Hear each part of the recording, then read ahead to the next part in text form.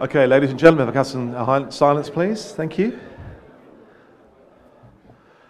Well, welcome here to the newly refurbished Cruising Yacht Club of Australia. I'm Paul Billing, I'm the Commodore of the club, and welcome to the official race briefing, the first of two, for the 74th edition of the Rolex Sydney Hobart Yacht Race. Cracking day out here. Hopefully this weather continues for the next few days. We get a great start and a great run down the coast. First of all, I want to thank our major sponsor, Rolex, who have been a long-term sponsor of this race, and without whom we really couldn't put on what we do put on. A few more thanks as well to the race committee, the members of staff here, and the massive team of volunteers both here in Sydney and in Hobart, who will do all they can over the next few days to help you on your way south. But also I want to thank you, the crews, the skippers, the yacht owners, for coming along and making this race what it is. We have 85 entrants expected on Boxing Day, and I know only too well that the hard work you've put in over the recent months just to be here. Now, this morning's race briefing will take about 40 minutes. We have 5 speakers. We'll be kicking off very shortly with the weather update from Simon Louis from the Bureau, followed by Dan Gillies from AMSA, Drew Jones from the RMS, Dave Jordan, the chairman of our race committee, who will run through the sailing instructions, and then we'll welcome Tracy Matthews, my counterpart as Commodore of the RYCT, to talk through the arrival arrangements. We'll kick off now straight away with welcoming Simon Louis from the Bureau to the stage. Thank you.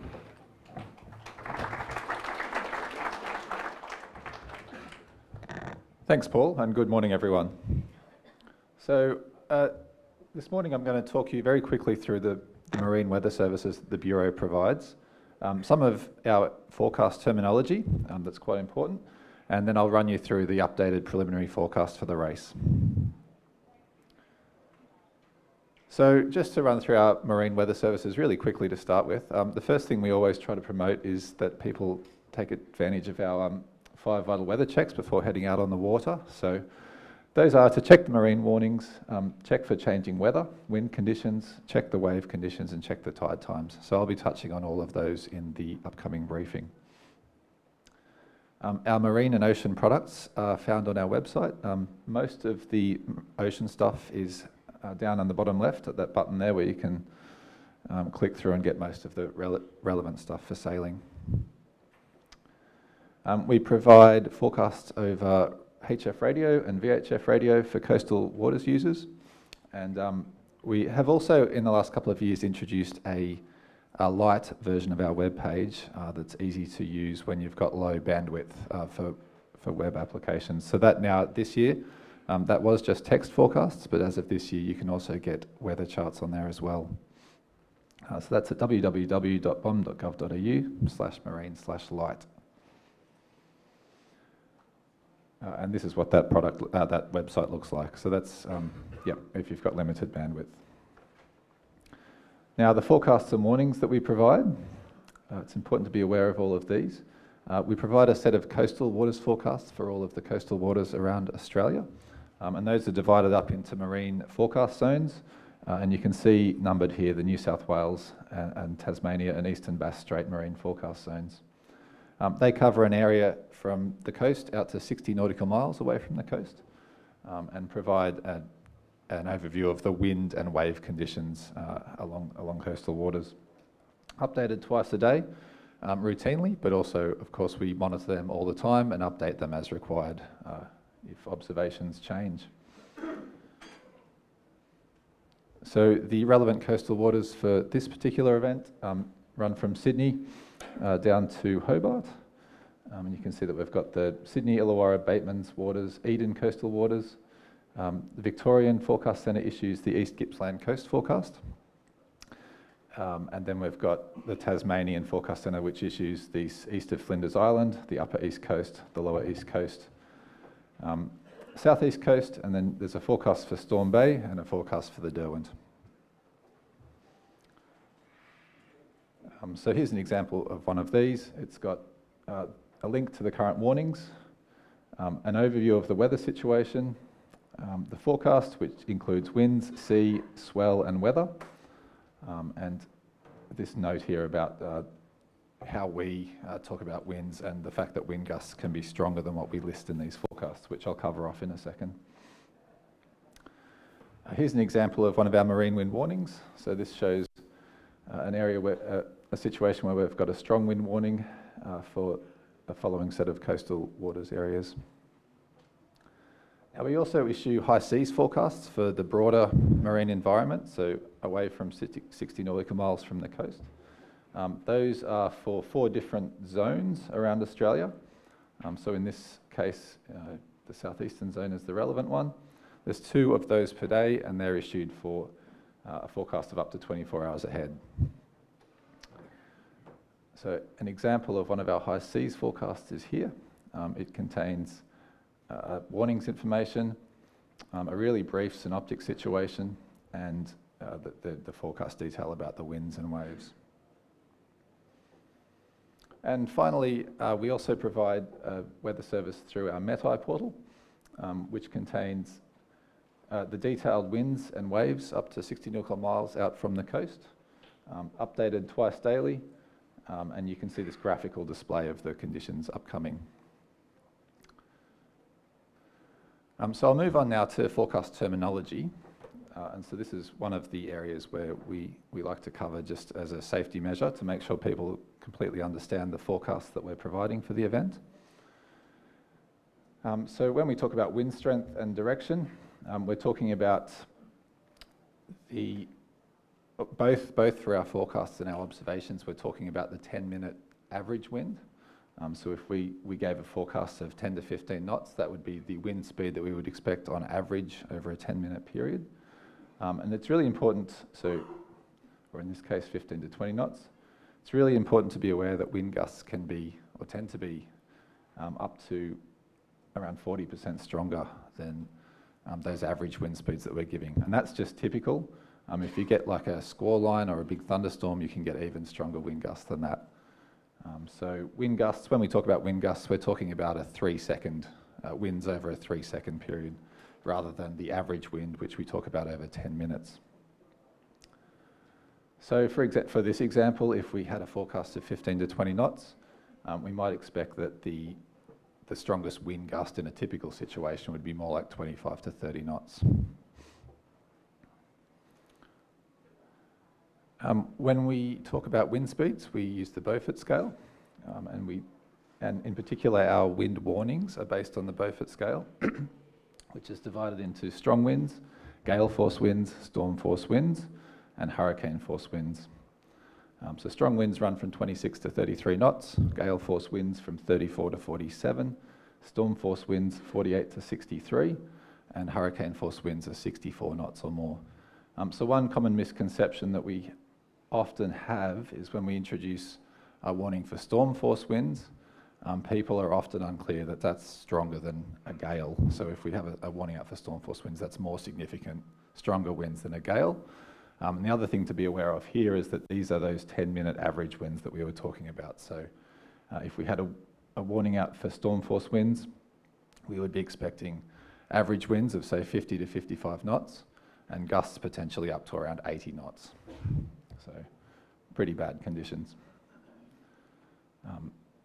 the other misconception here is that storm is often used to talk about thunderstorms, but that's not what it means in this context. That's the strength of the winds. So if we are expecting thunderstorms, we may mention those separately, and they can produce those stronger gusts. And finally, when we talk about waves, we will give the wave forecast in meters, and we're talking about the significant wave height. So that's more like the average wave that you can expect to see coming through over an extended period. As with the wind gusts, you also expect varying heights of waves over a period, and what we tend to see is that the maximum wave that will come through will be about twice the height of these average wave forecasts that we're giving. Potentially up to around 3 times the height. So again, really important to be aware of that when you're interpreting the weather forecasts for these types of events.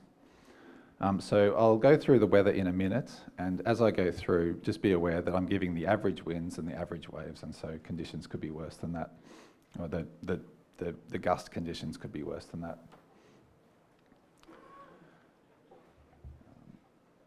Okay, so I'll move on to the preliminary race weather briefing. So the good news here is that it's all looking pretty good for a pretty good start to the race. We've had the storms go through last week, thankfully, and it looks like I brought up the Sydney forecast this morning, and it's sunny, sunny, sunny, sunny, sunny, sunny for the rest of the week. So that's good news. So just starting with the current satellite photo and mean sea level pressure chart, so we can get a feel for what the relevant synoptic pattern is. We've got this high pressure system in the Bight here, and a cold front approaching Tasmania that will move through on Christmas Day, or move through Tasmania on Christmas Day. And then what we expect to see is that this high pressure system will re-strengthen in the Bight, and that will be the main feature at the start of the race. You can see the cloud associated with that high just approaching Tasmania from the west at the moment. So the synoptic maps for the next 4 days. Here's today, and here's this high front crossing Tasmania. That sort of slides away to the south on Christmas Day, and then we get this high pressure system here re-strengthening, and a low pressure trough extending through inland New South Wales, and that will also be a significant feature for the first part of the race. Looking at Boxing Day, a high pressure ridge across the race route, and again, this low pressure trough just extending across the southern New South Wales coast. And that will have an impact on the winds, as we'll see in a moment. As we go further forward onto the 27th, this high pressure system persists in the Tasman. This trough is quite shallow, and it just weakens over the next couple of days, and you'll see that reflected in the wind pattern as well. And by the end of the 27th, it's not really much of a factor along the race route anymore. And then we have this next approaching trough with the next frontal system sort of well back in the Southern Ocean. So conditions for the race start look quite good at this stage. We're expecting in the harbour, probably at 1 p.m, there'll be an east to northeasterly around about 10 knots. And outside the heads, it will be northeasterly more like 10 to 15 knots. And that will increase to around 15 to 25 knots during the afternoon as the sea breeze picks up. So expecting a fairly stiff sea breeze to develop along the central New South Wales coast during the day, as we've got quite a warm day, top of 29 in Sydney, and that should sort of ideal setup for a sea breeze along that part of the coast. The seas will be pretty slight, and the high tide time is 11:52. It'll be 1.95 metres at Port Denison. And it looks like it's going to be a really nice sunny day for the start of the race. Here's the Sydney forecast, top of 29. Light winds in the morning, and then that sea breeze picking up during the day. By the evening of Wednesday, the 26th of December, you can see that sea breeze strengthening along the central part of the coast. But this is where you see the effect of that low pressure trough. So this is a scenario that we talked about at the long range briefing the other day, that some of the models were starting to introduce. And it looks like we've got pretty good consistency now between the different weather models that we look at, and they've sort of run with this scenario where this trough extends over the south coast. And you can see that that's leading to fairly light winds along the southern part of the coast in the afternoon of the 26th and overnight. Winds on the central part of the coast, 15 to 20 knots, north-northeasterly. Seas just moderate, significant wave heights around 1 to 2 metres, and a pretty low east to southeast background swell, mostly sunny. You can see on the evening of Boxing Day that general pattern's persisting with pretty light winds off the south coast and fairly stiff sea breeze along central parts of the coast.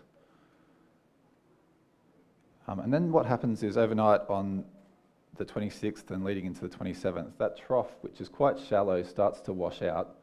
You can see it's sort of further down here at this point. And we see the north to northeasterly extending further along the race route. Probably 10 to 25 knots at this stage, depending on how far offshore you are. Now, one interesting point is that it looks like a land breeze. There's a fairly good chance to develop along the south part of the New South Wales coast overnight on the 26th and in the morning of the 27th. And so that might mean that inshore there's some sort of light westerly winds along that part of the route, but offshore we could see these 15 to 25 knot north to northeasterlies persisting in the early hours of the 27th.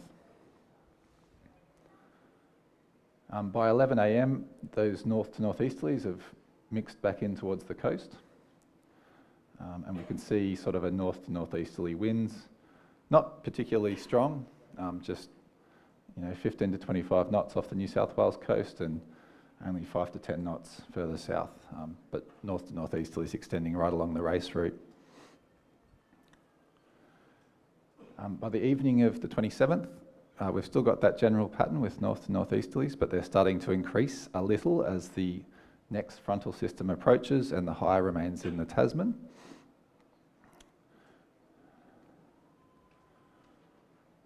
And then on the 28th, we see fairly strong north to northeasterlies along the New South Wales coast still, but the situation becomes more confused in eastern Bass Strait and along the east coast of Tasmania. So pretty light and variable winds. We've got actually a little prefrontal trough that's in the vicinity of Hobart at this time in the current forecasts. Now the timing of that is still fairly uncertain, but it does mean that we've got a sort of moderate westerly pushing through Bass Strait. You can see there's a little light to moderate southerly turning the corner at the southern tip of Tasmania, and so whether this southerly is over the Derwent at that time might have some bearing on the race by the 28th.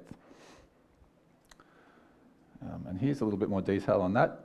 You can just see in this particular model that I've got here, that southerly by 11 a.m. has just reached, it's sort of gone past the Tasman Peninsula and the south to southeasterly into the Derwent estuary at that time. Further along, the evening of the 28th, you can still see this general pattern is pretty consistent throughout the race. So for the most part, we do have this north to northeasterly stream with that high in the Tasman, and things are not changing that quickly. But you can see at this time, we've still got this trough lingering in the area, pretty confused light winds around Hobart and along the east coast of Tasmania, and in a way even more confused winds in Bass Strait because we've had that westerly push through.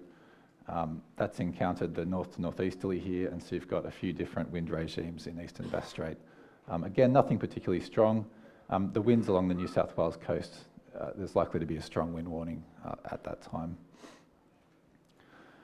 Then stepping further out, so for the 29th, this is the morning of the 29th, I'm just showing 4 different weather models to just give you a sense for how much variation there is in those at this time, because it's a fairly long lead time. What we're sort of looking at is that by the 29th, that next cold front will be crossing Tasmania. So you can see that just here in the European model, through here in the Australian model. It's back a little bit in the Japanese model, but the timing is pretty consistent. You can see that that's pushing that next front through around the morning of the 29th along the east coast of Tasmania. And so we might get some stronger southerly winds or southwesterly winds in the southern part of the race route as that pushes through. This model here is a slightly different scenario, less strong winds, but you can still see that it's got that It's probably more of a trough in that model. And finally, on Sunday the 30th, we start to lose the consistency between the different models that we're looking at. So if you're just looking at the east coast of Tasmania at that point, you can see that there's pretty different forecasts depending on which model you look at here. So we'll have to keep tracking that. And for those that are still out at that time, refine the forecast as we get a little closer. I'll just finish with a couple more slides. I've got one on currents. So we've got the forecast currents on our website. I discussed this in the long range briefing the other day, but we've got an eddy off the far south coast of New South Wales. So there's not really very strong currents offshore from Sydney, but as you get further down the coast, there's a reasonable sort of 1.5 to 2, maybe 2.5 knot southerly current that's available there. And then Eastern Bass Strait and Eastern Tasmania, you can see the situation's much more confused. You've got a few weak eddies sitting here, and then sort of southerly current, northerly current, southerly current. So it's much more mixed further down the coast. The Hobart forecast for the arrival is looking not too bad at the moment. So for people getting in on the 28th, top of 28 degrees, possible shower, but only a 40% chance. And for Saturday the 29th, a top of 24, and again, just a slight chance of a shower. But generally pretty benign conditions throughout the race. We're not expecting thunderstorms, and we're not expecting any really strong synoptic patterns to throw up any particularly challenging conditions. So just to summarise, it looks like being a really nice start to the race. Really nice, warm, sunny day on Sydney Harbour for the boats leaving the harbour. We've got a potentially sort of light winds at the start, but then picking up quite quickly during the afternoon as that sea breeze picks up. And then for most of the race, we've got this northeasterly, fresh, occasionally becoming strong off the New South Wales coast, but pretty consistent weather pattern before we get into some more mixed conditions down around Bass Strait and eastern Tasmania. Thanks.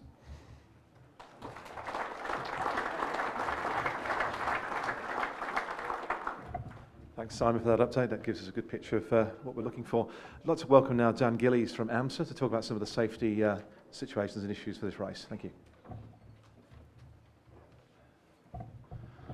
Good morning, everyone. Thanks for your time this morning. I have a short amount of time to talk to you about search and rescue considerations for this year's Sydney to Hobart race.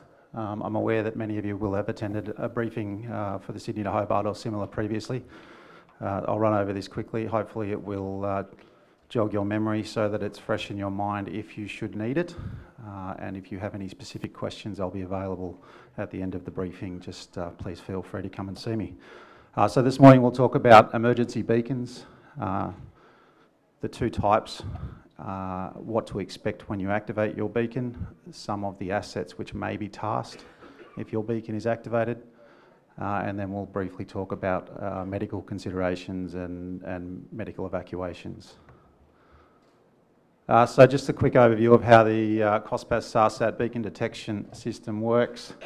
The part that you'll be interested in, once activated, your distress beacon will be detected by a number of satellites in several different constellations and then relayed to ground stations in New Zealand and Australia. That distress message will then be relayed to JRCC Australia in Canberra, where I work. We will receive the beacon hexadecimal ID, which, assuming your beacon is correctly registered, will then give us the information about the vessel and associated person and any other registration information and emergency contact details. Following that, we would, in this case, contact race control because your beacons will all be associated with a special event that's been created. So we'll be aware that your beacons are all involved in the Sydney to Hobart yacht race, and we'll commence responding and tasking search and rescue assets. So using an EPIRB, the primary beacon which is fitted to all of your vessels, if you need to leave the vessel into a life raft or if you are in the water, make sure that the beacon is attached to the raft or yourself.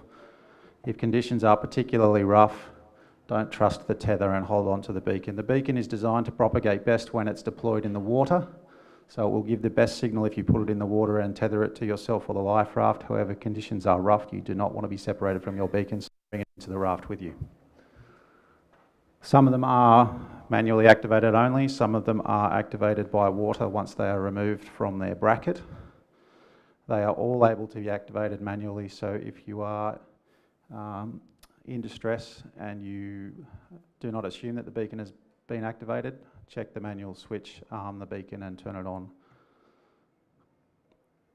If you're using a PLB, which you will all also be carrying, I assume on your PFDs or somewhere on your person, attach it to the upper portion of your body that will be above the water, and make sure that the aerial is vertical. They all have a pop-out aerial. That needs to be pointed vertically towards the sky for the best chance of detection and for it to get the best position accuracy. Ensure also that the beacon is attached to you by the lanyard or fixed to your PFD. So, assuming you activate a beacon, what will happen next?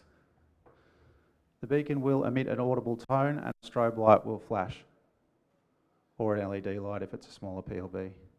If it's not emitting a tone, and if there's not a strobe light flashing, then activate another beacon. Once it's activated, the distress message will be relayed by satellite back to us at Canberra in the Joint Rescue Coordination Centre. As I said, we'll check the registration details of that beacon and we will know that your beacon is associated with the Sydney to Hobart Yacht Race, and we'll start to coordinate a response. Some of the assets that may be tasked following receipt of a distress beacon. You can see in the top left, that's AMPS's dedicated fixed wing search and rescue aircraft. It's a Challenger jet aircraft. That's a drop-capable aircraft. The nearest one to your route will be from Essendon in Melbourne. They are able to drop life rafts. They are able to drop light stores containers, including medical equipment if you require that. And they can drop larger stores containers, including dewatering pumps if that are required. Obviously, if you have a distress situation and you are able to advise us of the nature of distress, do not just activate your beacon, but also put out a distress message via radio or sat phone or both. Advise us of your position, the nature of distress and what assistance is required. Some of the other assets, aviation-wise, that we might task, this is the police rescue helicopter that's based in Hobart. There's a lifesaver helicopter based in Maruya, and air ambulance, both in Victoria and New South Wales, that use these Augusta 139 helicopters that we may also task.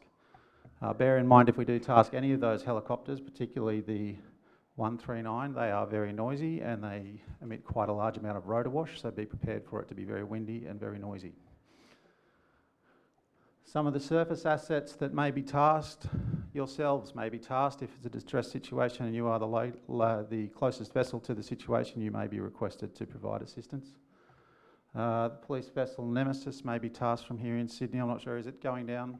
Yep, so the police vessel Nemesis will have a patrol heading down south, which will coincide with the timing of the yacht race.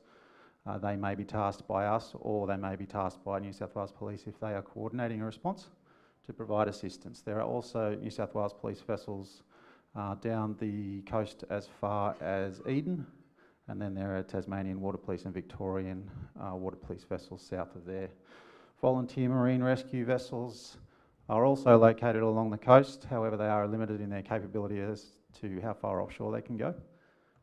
And then if you are in an extremely remote area and not within close proximity to one of these other assets, we may divert merchant shipping to provide assistance. Be aware that they are very large vessels, which you are no doubt already aware of, but their ability to provide assistance is in grave and imminent danger only and would amount to them removing you from the yacht. They would not be able to provide any further assistance to that. Some of them, particularly car carriers with large amounts of freeboard and relatively little draft, will be unable to provide you a lee safely either. So they would be a last resort in grave and imminent danger. Self-help. If you do have a distress situation, be aware that you will need to provide your own assistance to yourself to keep yourselves alive until we can get assistance to you. Okay. If you have activated the beacon and you're able to advise us by another means, please do that straight away. That includes your position, your nature of distress, and the assistance that you require. If it was an inadvertent activation, please also advise us of that straight away so that we don't task search and rescue resources to you unnecessarily.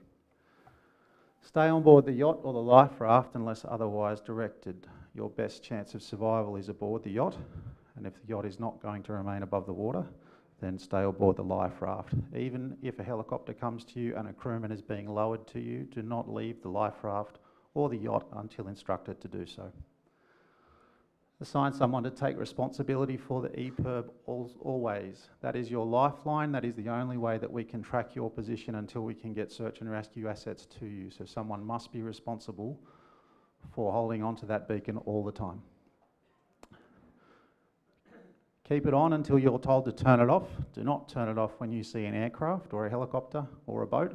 Keep the beacon on until somebody is with you and instructs you personally to turn that beacon off. Use visual as signals to attract attention. Do not assume that an aircraft has seen you just because it's flying in your vicinity.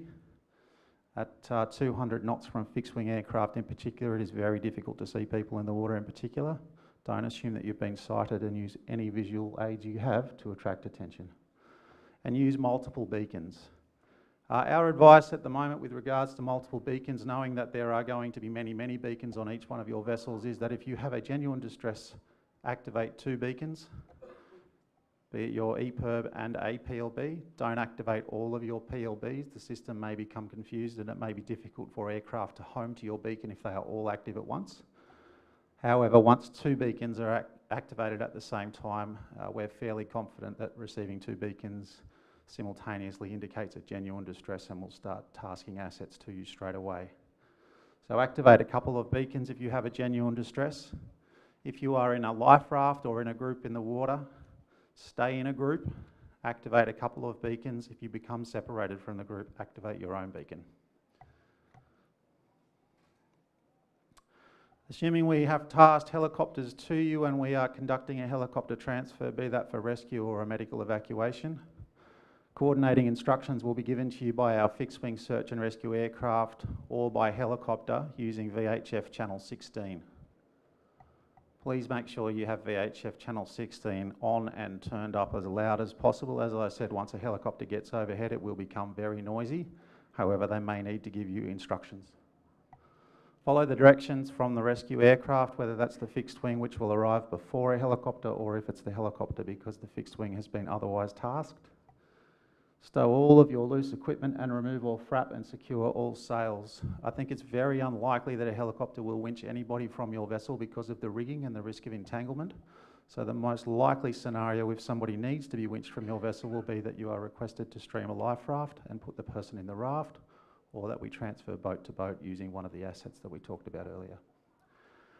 Be prepared for extremely strong winds, noise and spray. That is particularly the case for the Augusta 139 helicopter, which is a very large helicopter and has quite a bit of rotor wash. If possible, start the engine and steer into the weather. If the engine is inoperable, stream your sea anchor drogue from the bow. You will get instructions from either the helicopter or the aircraft once they arrive on scene by VHF channel 16. If you're able to manoeuvre your vessel, they will indicate to you how they would like you to do that. Turn your radar into standby and do not use HF communications, please. And be ready to launch. A life raft, as I said, it's very, very unlikely that a crewman will be winched onto your vessel from a helicopter because of the risk of entanglement. So be prepared to launch a life raft and put your casualty into the raft for them to be evacuated. Medical assistance plan. If you do have a need for medical assistance, please contact the race committee for initial advice and assessment. If you have serious injury or illness, they will contact us. If the patient requires evacuation or we need to drop medical stores, as I said, we can drop medical stores to you from our fixed-wing aircraft. They can carry everything except for some dangerous goods, but almost everything can be carried and dropped to you. We do have telemedical advice service available from Joint Rescue Coordination Centre. We can have a doctor patched through to your vessel if you require urgent medical advice. If it is life-threatening, you can also contact us directly for that advice, or if you're within range of mobile phone, you can contact 000. Lastly, for your return voyage, if you could please update your EPIRB and boat contact details, particularly vessel owners. If you have a different crew bringing the vessel back, if you could please update your beacon registration information and make sure you keep up-to-date information as to who and how many crew are on board the vessel on the way back. If we have a distress situation on the way back, we will still need to respond to that, and we would like to have as much information as possible to assist us. So that's it from me. Good luck with the race. Hope you all have safe passage, and if you have any further questions,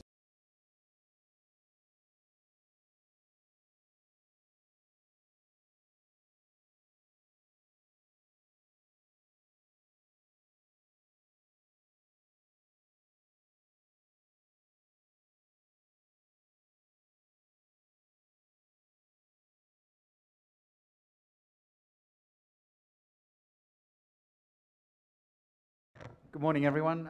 Just a very brief overview of the start area for you. Basically, the exclusion zone is very similar to previous years. There's a bit of extra distance. We've extended the southern exclusion zone line there. You can see it goes basically east-west these days. We've given a bit of extra room on that southwestern corner. Also, just up near North Head, you'll see just on the inside of South Head there. We've straightened the line out a little bit to give a little bit more room between the exclusion zone line and the turning marks there, X-Ray and Victor. What we'd really appreciate you doing is just some key timings, and what we'd like you to do is the key timing is at 11:30, the area becomes a 6-knot no wash zone. So for all spectator vessels and support vessels, when they're in that area around the exclusion zone, we need everyone to slow down to 6 knots, not create wash. From midday, the exclusion zone becomes active. So what that means is, as competitors, once you're inside the zone, please stay inside the zone. Do not go out the sides. As you can see, there's buoy lines up either side where all the spectators will be moving north and south, up and down parallel to those lines. If you guys are coming in and out at 90 degrees, crossing over that traffic, it creates a lot of confusion, and it also creates unnecessary crossing situations. We've got spectators are looking out for other spectators. They're not necessarily looking out for race yachts in the spectator area. So please, once inside that exclusion zone, stay in there. What happened at midday also is that all non-competitors have to get their sails down. So that's one way we can identify, apart from backstay flags and that sort of thing, we can identify non-race yachts. And so we'll go and talk to them and ask them to get their sails down. So keep them from creating hazards on the outside of the exclusion zone. So 1 o'clock, we've got the race start. So then please, as I said, everybody exit the exclusion zone via the Tasman Sea. That's it. Thanks very much. Cheers.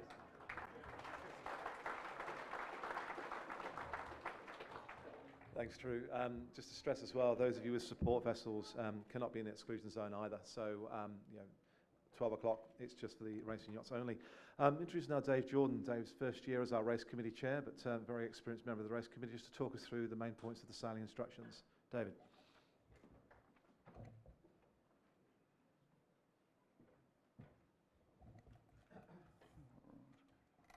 Thanks, Commodore. I note it is a briefing. I shall attempt to be brief. Firstly, highlighting some operational matters before we look at the sailing instructions more directly. I draw your attention to Marine and Safety Tasmania's notice M195 of 18 regarding the deployment of some scientific equipment in the form of a wave and weather buoy in Storm Bay, about 1.5 miles east of Yellow Bluff off North Bruny Island. Thanks, Dan, for the reference in respect of contacting Hobart Race Control for medical advice. We have 2 doctors on call at Hobart Race Control. Additionally, please note that rescue services rendering assistance may use their own medical arrangements when dealing with your circumstance.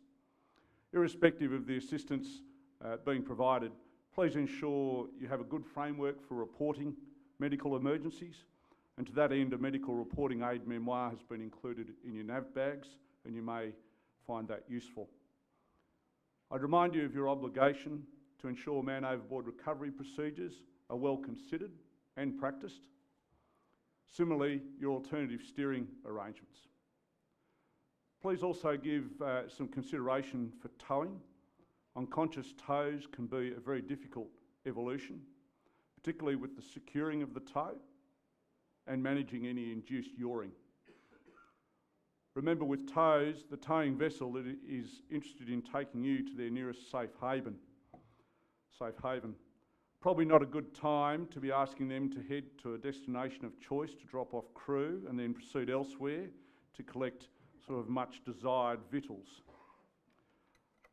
In respect of the sailing instructions themselves, and I'll just step through some salient points for you.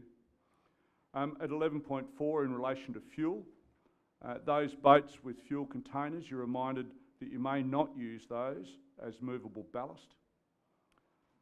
In respect of satellite phones, needing to be on for the duration of the race, and still at 11.4 with AIS, it needs to be switched on.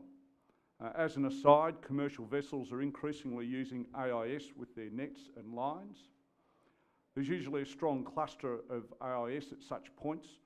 A typical one would be the 100-metre contour off Eden, as a good example. There was mention before of the exclusion zone.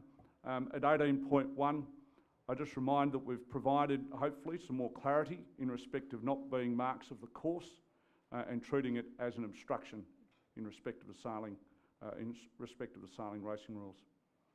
At 20.1, alternative penalties.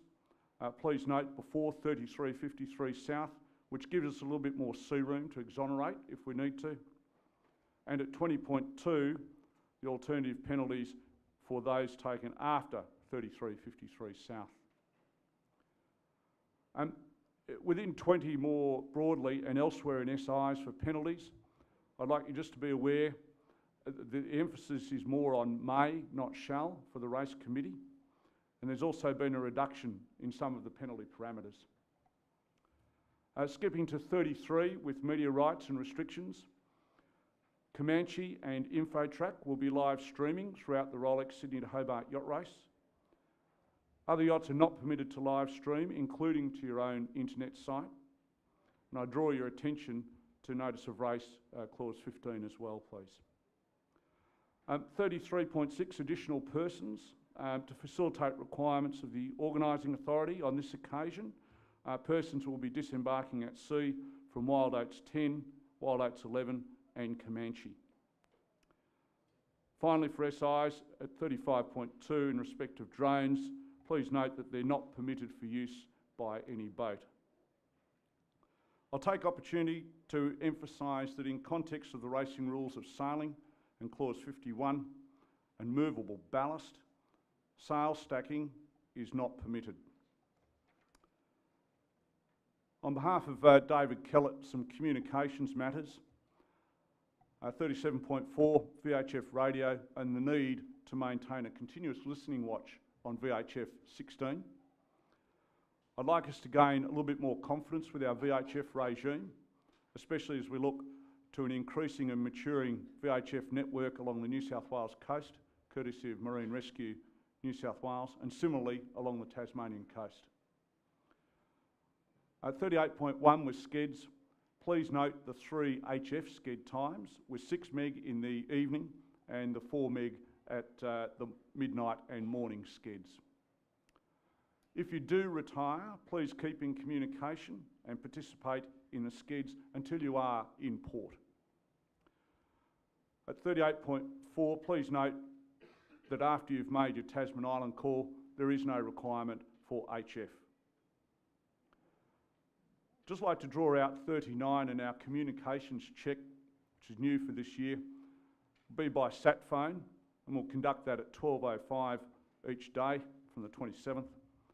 And in accordance with Amendment 1 to the sailing instructions, conclude at 12:20. The intent of the activity is to increase confidence in our sat phone regime, and that'll allow us in future to consider a broader communications medium. A selection of boats will be called at random.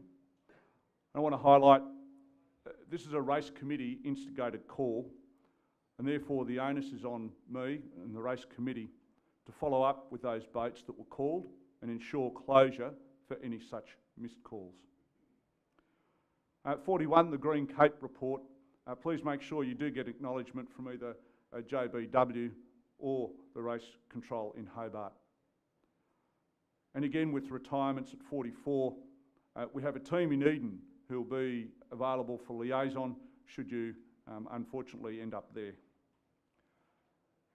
In respect of communications, just from a procedural perspective, I'd ask you to look to formally close out any calls or events that you've made public, such as broadcasting cancellation of Pan, once your circumstance has stabilised.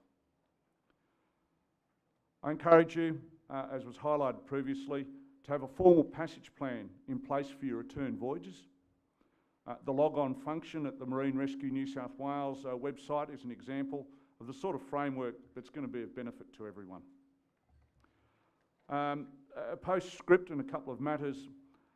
There's been a request for clarification, interpretation in respect of reaching struts. This has been forwarded to and has been examined by the international jury. We're expecting response soon and we'll post that advice on receipt. Further, a theme from some of the equipment audits, I just remind you please to ensure your lifelines are fully tightened. You may have loosened them off for some other maintenance requirement, for example. Please ensure they're retightened. In no particular order, some parish notices. Outstanding paperwork, could you please see the sailing office and receive closeout in the affirmative? Please report to sailing office URM, Duende, TSA Management, Hollywood Boulevard, Gunrunner and Enterprise. Likewise to the sailing office, we've got some outstanding spot checks for Arcadia, Heartbreaker and Showtime. And again with some spot checks for Sail Exchange and Allegro. Enterprise and Frantic, I note you've got your grab bags and that's wonderful news, your nav bags rather, wonderful news, but please could I ask you to just make sure you've signed in. In closing, I'd like to thank the Sailing Office led by the Sailing Manager Justine Kirkchin for their outstanding efforts in getting us prepared for the 74th edition of the Rolex Sydney to Hobart Yacht Race. I'd also like to thank Australian Sailing, the Cruising Yacht Club of Australia and our finishing partner, the Royal Yacht Club of Tasmania, for their excellent support, not just to me personally, but for the race committee more broadly. Finally, I would like to thank you for not just your participation, but importantly your contribution in getting us this far. I know it's an enormous commitment. Thank you, and I'm happy to take any questions.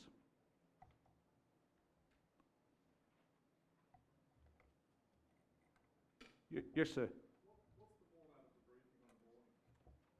What's the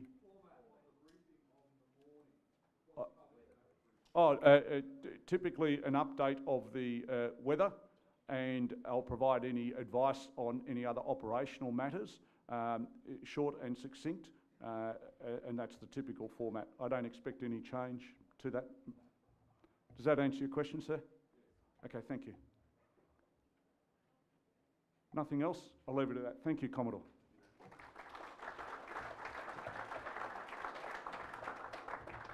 Thank you, David. Our final speaker is Tracy Matthews, the Commodore of the RYCT, who will talk to us about what's going to happen when we make it down to Hobart in a few days' time. Thank you, Tracy.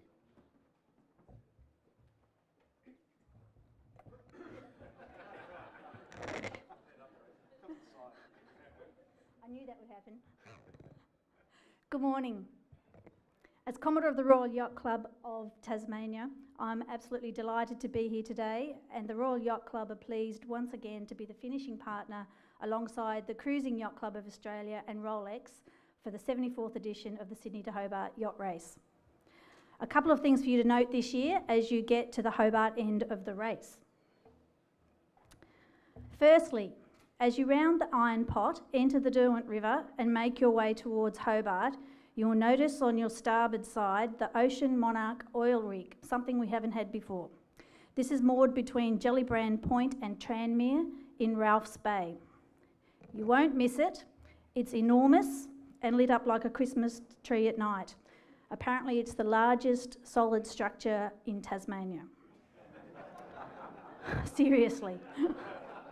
Most importantly, there is a 500-metre enforced exclusion zone around the rig, so if you do find yourself over in that direction, please be aware of this and stay clear. As per your sailing instructions, the finish line is off the Castray finish box where it's been each year previously. For those of you who have not been to Hobart before, this is what it looks like. Positioned between the white Empress Towers on the left and the cream CSIRO building on the right. A magnificent structure. The outer end of the line will be marked with a yellow Rolex buoy and will have a flashing light at night. The inner distance mark, if it's used, is also yellow and must be left to port.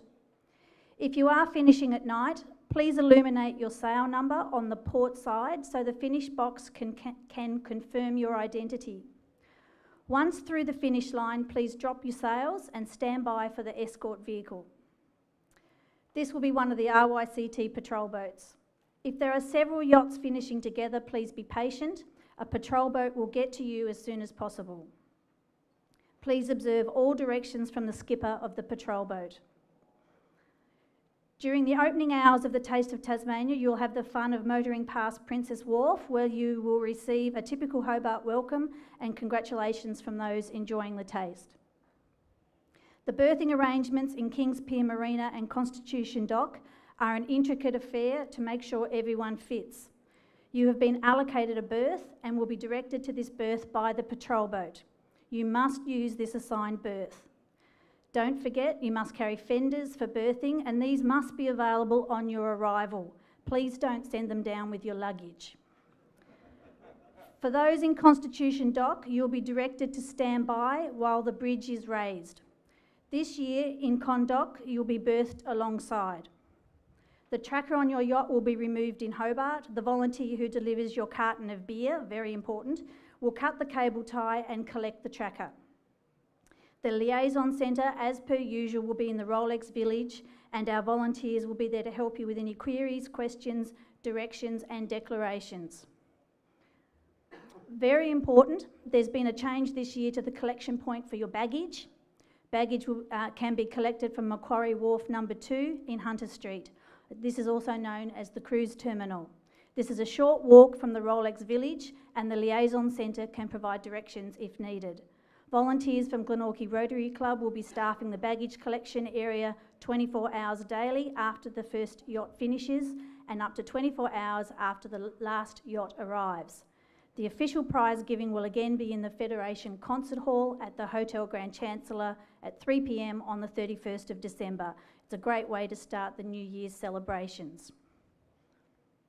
I also encourage everyone to come down to Murrayville Esplanade in Sandy Bay to visit the Royal Yacht Club of Tasmania. It's a short drive or leisurely walk from the waterfront and is also the location of the committee room, radio room and protest room during the race. The club will be open normal hours and we welcome friends, family and crews to enjoy our bar and dining hospitality or to access services. The depth of the water at the fuel jetty is approximately 3.5 metres and the slipping capacity is around 18 tonnes. Please call us at the club if there's anything we can help you with. Finally, I wish you all a safe trip to Hobart and a happy Christmas. Have a great race and I will see you there. Cheers.